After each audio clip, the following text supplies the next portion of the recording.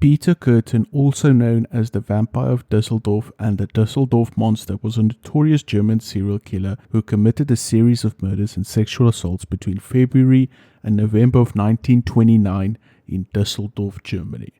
Kürten had a lengthy criminal record for offences including arson and attempted murder. Kürten became known as the Vampire of Düsseldorf because he occasionally made attempts to drink the blood of his victims' wounds, and the Düsseldorf Monster because most of his murders were committed in Düsseldorf and the surrounding areas, and also due to the savagery he inflicted upon his victims' bodies. Join me as I look into the murders of Peter Kürten here on Corras Investigation.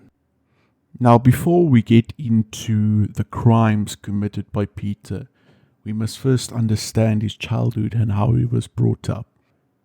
Kürten was born into a poverty-stricken, abusive family in Mulham am Rhein on 26 May 1883. His parents were both alcoholics, and Kürten's father frequently beat his wife and children, particularly when he was drunk. Kürten was jailed for 18 months in 1897 for repeatedly raping his eldest daughter, who was aged 13. In 1888, Kürten attempted to drown one of his playmates and later befriended a local dog catcher who often tortured and killed animals. Kürten was the eldest surviving son and frequently refused to return home from school due to his father's physical abuse. He spent much of his time on the streets with petty criminals and social misfits, which led him to commit various forms of petty crime. At the age of 13, Kürten formed a relationship with a girl, but she refused to engage in sexual intercourse.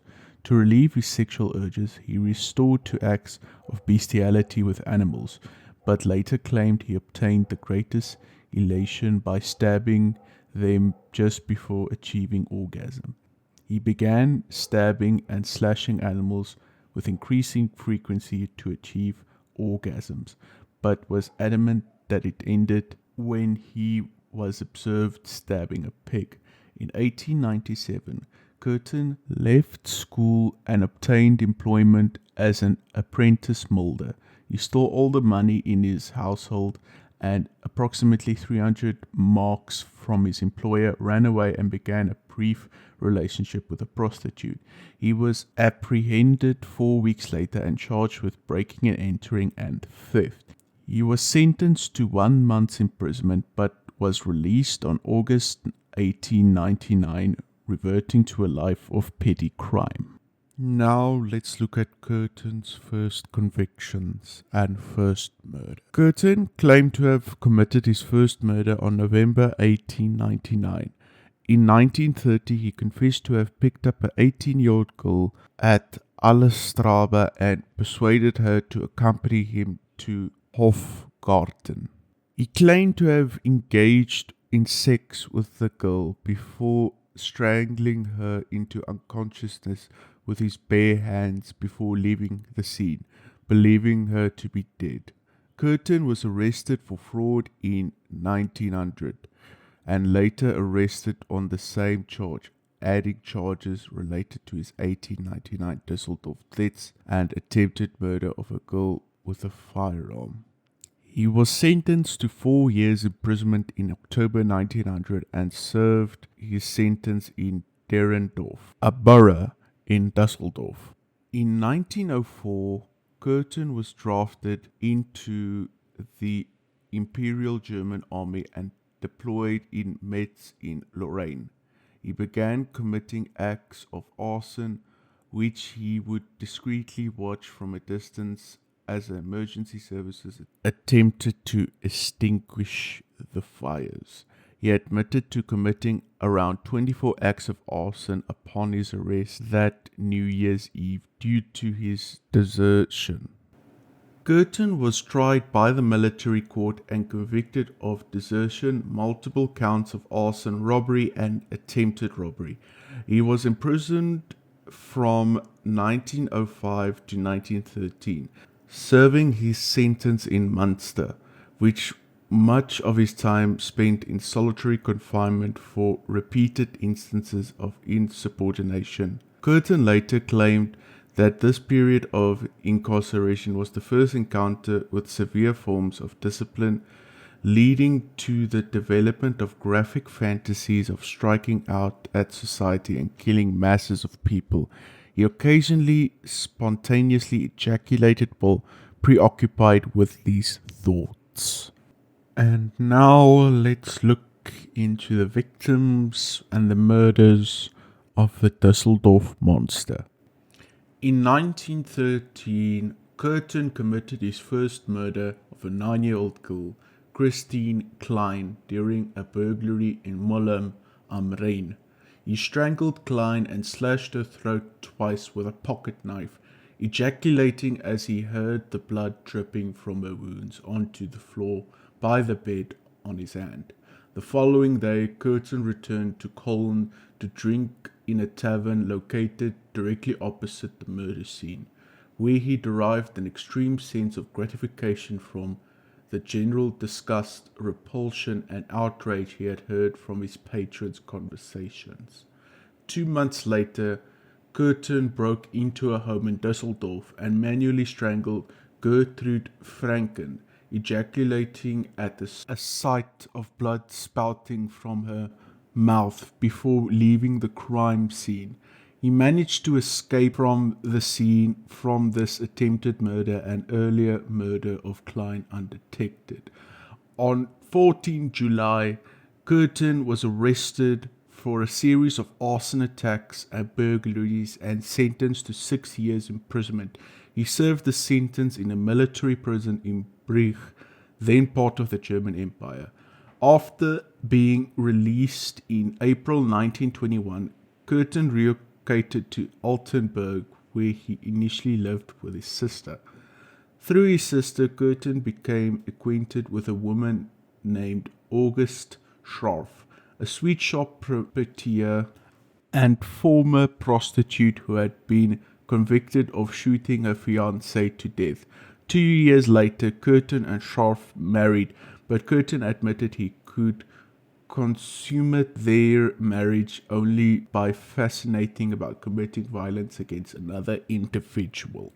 In 1925, Kürten returned with Scharf to Düsseldorf, where he began affairs with a servant girl named Tiede and a housemaid named Mech. Both women were frequently subjected to partial strangulation when they submitted to intercourse, with Tiede once being informed by Kürten that that's what love means. He stalked a middle-aged woman named Apollina Kuhn, stabbed her 24 times with a sharpened pair of scissors, and strangled a 9-year-old girl named Rosa Ollinger into unconsciousness before stabbing her in the stomach, temple, genitals, and heart. Ollinger's body was found beneath a hedge the following day. 5 days later, Kürten murdered a 45-year-old mechanic named Rudolf Scher in the suburb of Flingenoord, stabbing him 20 times, particularly about the head, back, and eyes. This seemingly random selection of these victims led criminologists to remark as of the abnormal nature of the perpetrator. Kürten attempted to strangle 4 women between March and July of 1929, one of whom he have claimed to have thrown into the Rhine River. However, he is not known to have killed any further victims until August 11th, when he raped, strangled, and repeatedly stabbed a young woman named Maria Hahn. Kürten had first encountered Hahn on August 8th and had arranged to take her on a date to the Neanderthal district of Düsseldorf the following Sunday. After several hours in Hahn's company, Kürten lured her into a meadow in order to kill her. He later admitted Hahn was repeatedly pleaded with him to spare her life, as he ultimately strangled her, stabbed her in the chest and head, or sat astride her body waiting for her to die. Hahn died approximately 1 hour after Kürten had begun attacking her. Fearful his wife might connect the bloodstains, she noted on his clothes with Hans' murder. Kürten later buried the body in a cornfield, only to return to her body several weeks later with the intention of nailing her decomposing remains to a tree in mock of the crucifixion to shock and disgust the public.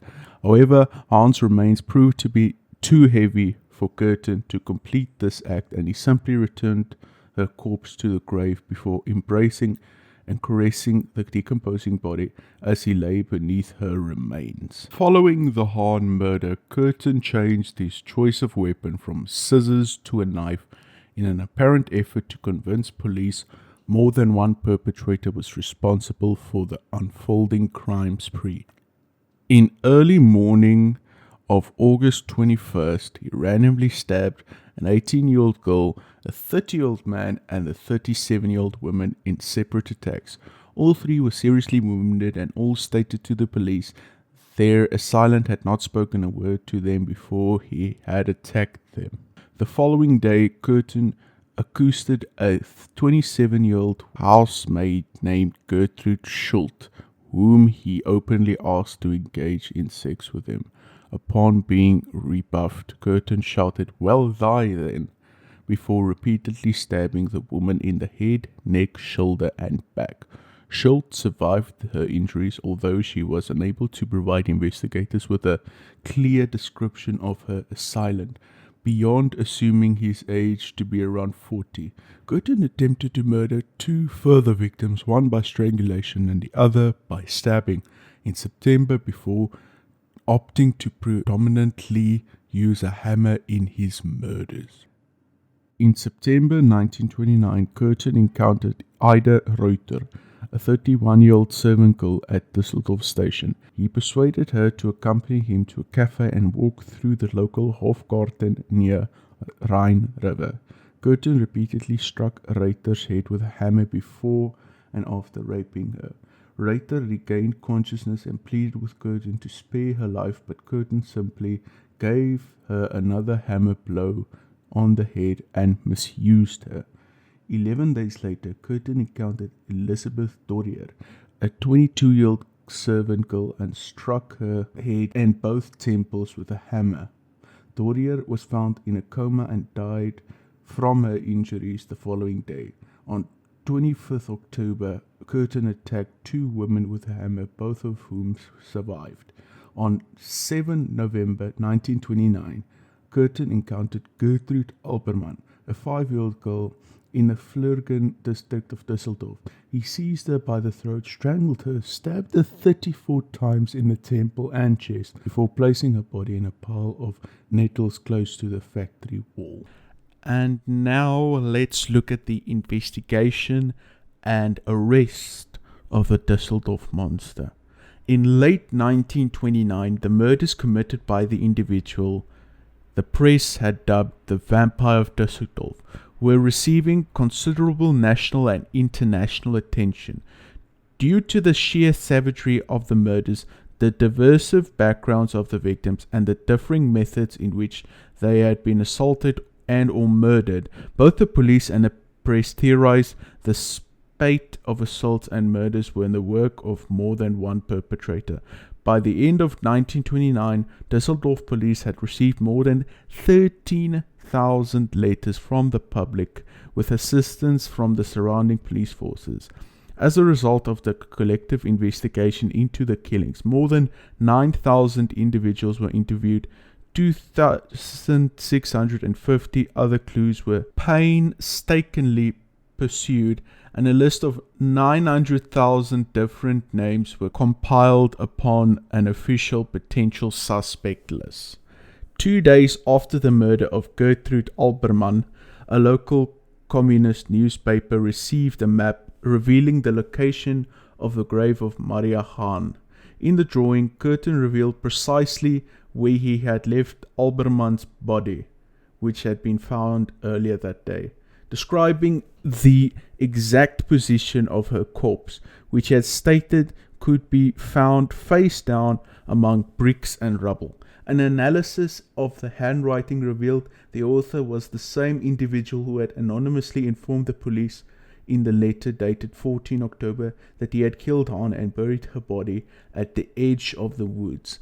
Each of these 3 letters Kürten had thus far sent the newspaper, and the police describing his exploits and threatening further assaults and murders were examined by a graphologist leading Ernst Gernot, chief inspector of the Berlin police, to conclude that one man was responsible for most of all of the spate of assaults and murders. In 1930, the murder of Gertrude Albermann proved to be Kürten's final fatal attack, although he did engage in a spate of non-fatal hammer attacks and attempted strangulations between February and May of 1930, maiming 10 victims in these assaults. All the victims survived, and many were able to describe their attacker to the police. On 14th of May 1930, an unknown man approached a 20-year-old woman named Maria Butluck at Düsseldorf station. He offered to direct her towards a local hostel. Butluck agreed to follow the man, but she became apprehensive when he attempted to lead her through a scarily populated park. The pair began to argue, and the other man approached the two, asking where Butluck was being pestered by her companion. When Butluck nodded, the man with whom she had arguing simply walked away. The identity of the man who reportedly came to Butluck's aid was Peter Kürten. Kürten invited the distressed young woman to his apartment, Met Manner Strabe, to eat and drink before he lured her into the Grafenberg woods, where he seized her by the throat and attempted to strangle her as he raped her.